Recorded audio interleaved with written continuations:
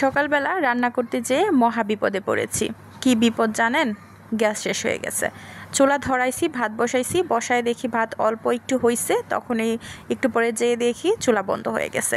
ব্যাপার কি? গ্যাস শেষ হয়ে গেছে।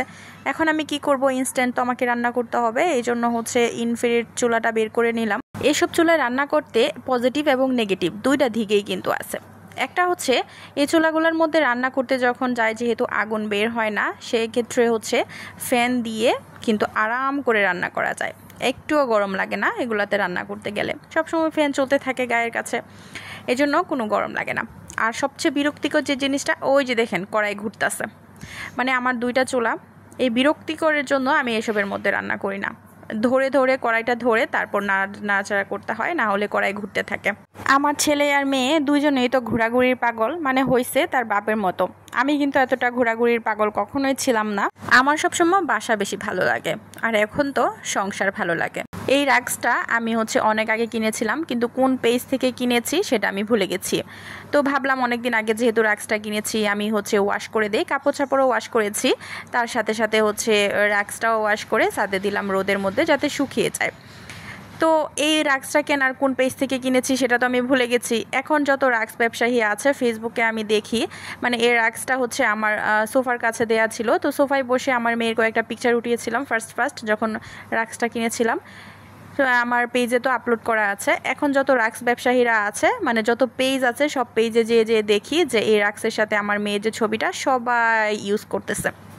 যাই হোক, এটা নিয়ে কোনো সে নাই, কিন্তু কখনো পারমিশন নেওয়া তো দরকার যে আপনার পিকচারটা ইউজ করি। কিন্তু অরিজিনালি যে পেজ থেকে আমি কিনেছিলাম, ওই পেজটার নামটা আমি এখন ভুলে গেছি। তো রান্নাবান্না করতেছি, তার মধ্য থেকে একটা পার্সেল আসলো তার ভিতরেই। তো ভাবলাম যে পার্সেলটা আনবক্সিং করে নেই, দেখি কি অবস্থা আছে। এখন যখন পার্সেল আনবক্সিং করতে গেলাম, আনবক্সিং করতে যেয়ে দেখি যে এই যে শেলফটা আছে এটা ভাঙা, মানে এই যে ট্রেটা আছে, ট্রেটা ভাঙা, মানে অল্প একটু সাইড দিয়ে ভেঙে গেছে। দেখে আমার মনটা এতটা খারাপ হয়ে গেল, জাস্ট কি বলবো। মানে শখের একটা জিনিস যখন ভেঙে যায় তখন কিন্তু অনেক খারাপ লাগে। তো এটা ভেঙে গেল দেখে মনটা খারাপ হয়ে গেল, কিন্তু আমি রিটার্ন করিনি, আমি রেখে দিয়েছি। আমি আসলে যে জিনিসটা অর্ডার করি খুব ভেবেচিন্তে অর্ডার করি, আমার যেটা শখের সেটাই অর্ডার করি। এবং অর্ডার করার পরে যদি কখনো একটু ঝামেলা হয়, আমি সেটা রিটার্ন কখনোই করি না, যদি একদমই রিটার্ন না করার মতো হয়। এটার একটা কারণও আছে রিটার্ন না করার। আমারও একটা পেজ আছে স্টাইলিশ হিজাব অ্যান্ড ক্লথিং নামে, আমি 2-3 বছর এটা চালিয়েছি। এখন বাচ্চাদের জন্য আর তেমন করা হয় না।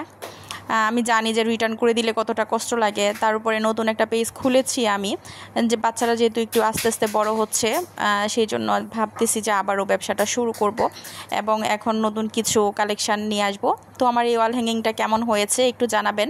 এটা অনেক সুন্দর, অনেক কিউট, দেখে আমার অনেক ভালো লেগেছিল। আর যে সেলফটা আছে কাঠের, এটা কিন্তু একটু অ্যাস্থেটিক টাইপের, মানে অরিজিনাল কাঠের একটা ভাইব দেয় এটার মধ্যে। এটা কিন্তু অনেক সুন্দর একটা তো দেখে অনেক ভালো লেগেছিল, যার কারণে আমি অর্ডার করেছি। একটা সংসার সাজাতে কিন্তু মায়া এবং ভালোবাসা লাগে।